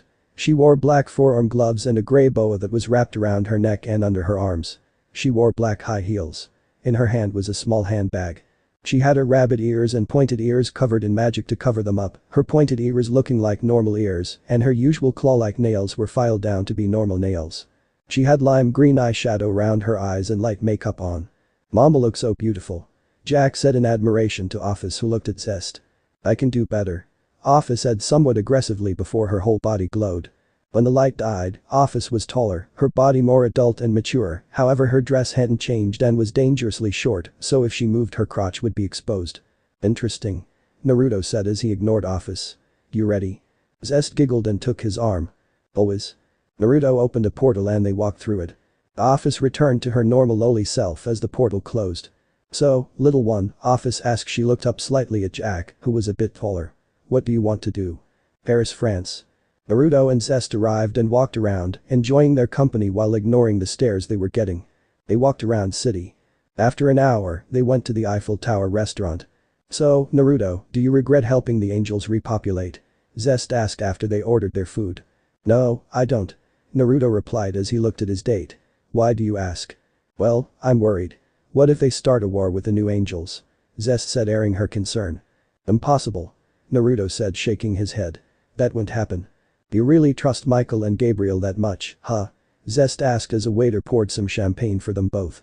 Yes, but that isn't the only reason. Naruto said as he swirled his drink. I programmed the new angels to be deactivated if they are used to start a war. I didn't tell Michael or Gabriel about this as leverage if they break my trust. That is devious. I know.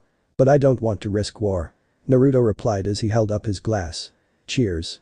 The two clinked glasses and drank the contents and continued to talk about random things before their food arrived.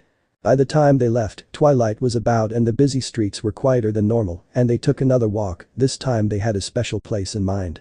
They teleported the same place Office brought them many years ago at Biarritz, as the stars once more appeared in the night sky. Their hands entwined and held tight as they gazed upon the horizon. This was fun, Naruto. Zest said as she leaned into him. Thank you. Don't worry about it, Zest. Naruto replied as he leaned into her. The sun set and the sky went from blotchy oranges and pinks to the serene midnight blue. Shouldn't we be heading back, Naruto? Zest asked as she enjoyed his body heat. I actually had a different place in mind for tonight. Naruto said as he stood up, removed his jacket and handed it to Zest, as the night air was getting chilly and her nipples were poking through her dress. Zest took his jacket and put it on before she walked beside him, sort of following Naruto as he led her to a hotel. Why are we here? She asked, confused. Well, we have been a couple for a long while, so I thought tonight would be a good night to take it to the next step. Naruto said, embarrassed. Zest's heart raced at this, causing her to blush. I'm ready. Zest said confidently as she looked at Naruto in the eyes. He smiled. Alright, let's get a room. Hotel room. Zest was in the bathroom as she changed into what she wanted to wear. She was jittery and nervous, the intense feeling of butterflies in her stomach made her feel sick. It's okay, I can do this. Zest thought as she changed, her yokai features on display, having the door locked and sealed shut. She finished changing and was about to step out before she threw on a bathrobe. Zest exited the room and saw Naruto wearing his undershirt and boxers. Hey. Zest said nervously as she walked out. Naruto turned and saw Zest. Looking good. He said jokingly. Zest blushed further before she took a breath. I'm going to Disrobe, but can you look away, I need to prepare. Zest asked. Alright. Naruto said as he looked down. Zest undid the waist wrap and slipped the bathrobe off her shoulders. Okay, you can look. He looked up and saw what Zest was wearing. She was wearing a nightgown that went to her thighs with a deep V-neck. It was a soft lavender and highlighted her figure. Naruto? Zest asked as she noticed his staring. Zest, Naruto said with embarrassment. Zest was somewhat shocked when she felt him gently pulled her down to the bed and onto her back. Zest gasped when Naruto leaned up and took some of her top rabbit ear on her head into his mouth, her eyes immediately becoming lidded and foggy as her body responded to his stimulation. Naruto licked her ear as he cupped her breast and palmed it, making Zest moan louder. Naruto, be gentle, please. Zest gasped out when Naruto pulled her gown to her waist, exposing her breasts to him. Alright. Naruto said huskily after releasing her ear. Lemon scene happened. Thank you, Naruto. Zest mumbled tiredly. In her place was an image of Tamamo in Naruto's eyes before he shook his head to see the slumbering Zest. He said nothing as Zest fell asleep in his arms again. So this part ends here. I hope you guys enjoyed this video, so quickly like this video for second part of this series. And comment down below your thoughts about this series. And now it's time for me to go, bye.